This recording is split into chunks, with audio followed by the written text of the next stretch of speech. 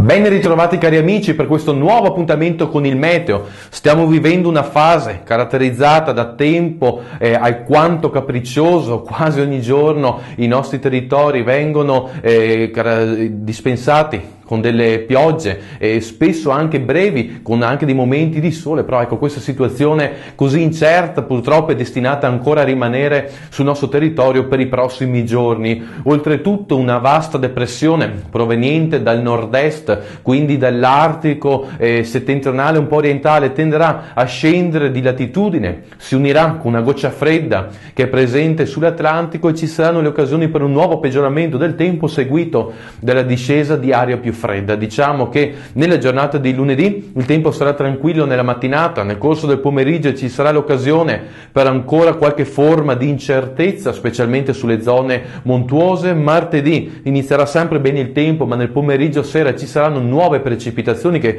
potrebbero anche interessare alcune zone pianeggianti. Tempo brutto probabilmente sia mercoledì sia giovedì, poi a partire da giovedì pomeriggio e ancor più da venerdì le temperature sono destinate a scendere, un po' come rappresentato in questa mappa qui di fianco a me, che è una mappa circa 1500 metri con i colori blu, si intende aria fredda. Si può notare come dell'aria fredda è destinata a scendere, interesserà appunto parte dell'Europa centrale, anche il Mediterraneo, e appunto le temperature sul Veneto sono destinate a scendere soprattutto durante la notte, ma anche durante il giorno e durante la notte avremo nuovamente temperature con buona probabilità attorno allo zero. Con ora concluso, ci sentiamo nel prossimo appuntamento.